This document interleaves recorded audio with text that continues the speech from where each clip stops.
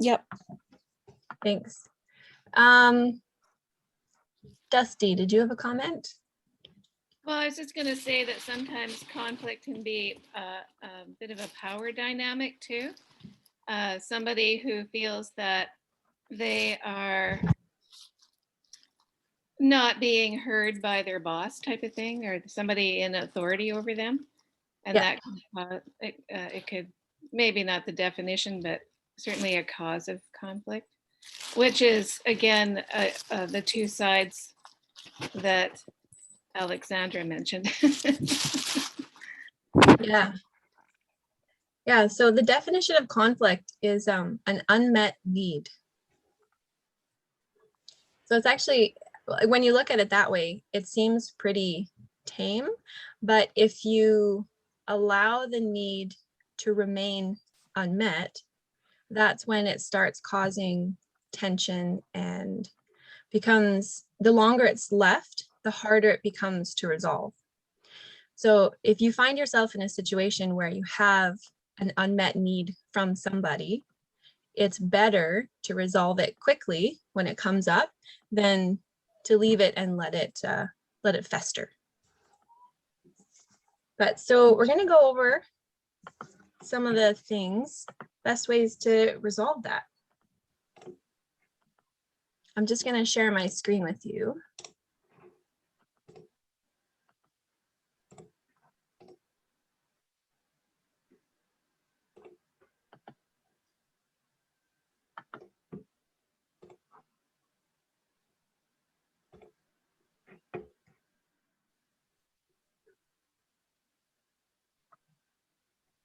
I just need the bar to go away.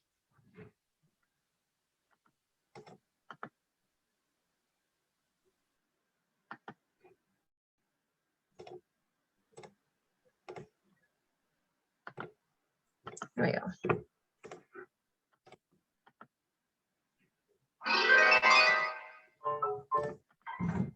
Okay. So we went over those. Definition of conflict is an unmet need. And we'll just watch this little video here. But everyone's going tonight. I don't understand why I have to stay and babysit. It's not fair. It's not fair. It's not fair. Oh, it's not fair. Throughout our life, we may experience conflict with friends, family members, and even romantic partners. Conflict is when people disagree on an issue or can't get along well. Sometimes those conflicts go too far.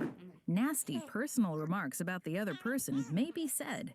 One or both people in the argument raises their voices in anger. Sometimes there's even physical violence. If you want to avoid getting to such extremes, it's important to have conflict resolution skills. Here's how it works. Conflict resolution is something that you need to practice, and it requires the effort of everyone involved in the conflict.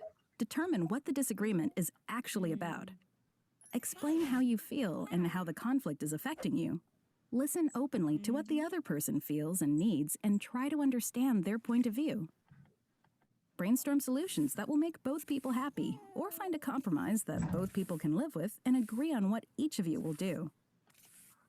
Stick to what has been decided, and if the solution is not working, start the process over. The more you practice conflict resolution, the better you'll become at it. Having the skill to resolve conflicts is a sign that you're growing up. Till next time, don't forget to visit me at a... We don't need to watch her Everyone's going ad. tonight. I don't understand why I have to... Okay, so what were some of the things that you heard in that little video about how to resolve conflict? I think the two ideas that struck me the most are the brainstorming and compromising to meet the needs of both parties. Yeah, exactly. So some of the best ways are, yeah, active listening, like really finding out what the conflict is about, or brainstorming, like James said.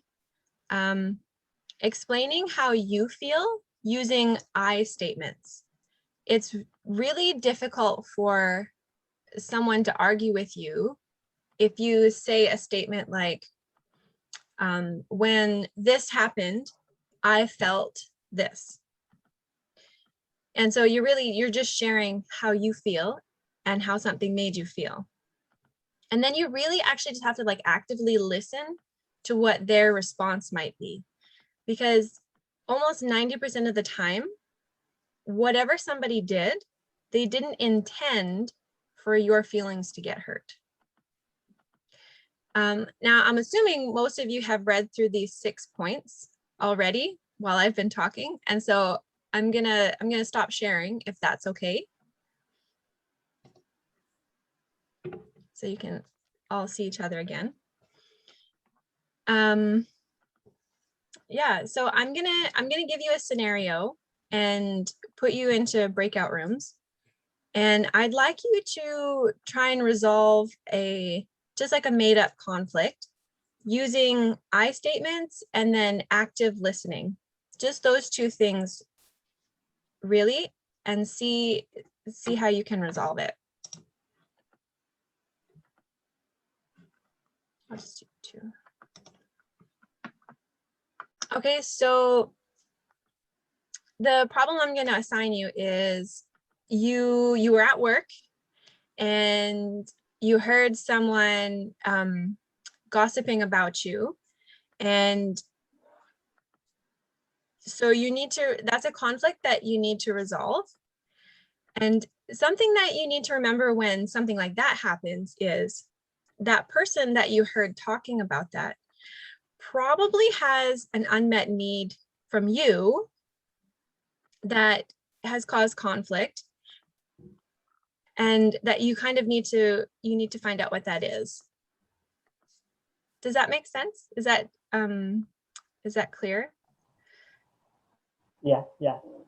Okay, perfect.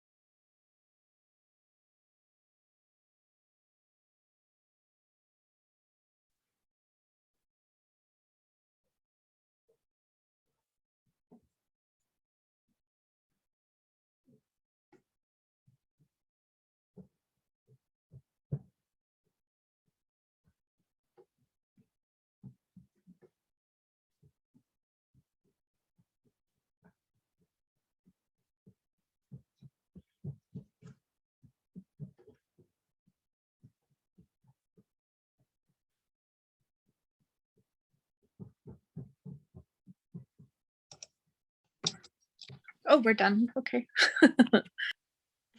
Okay.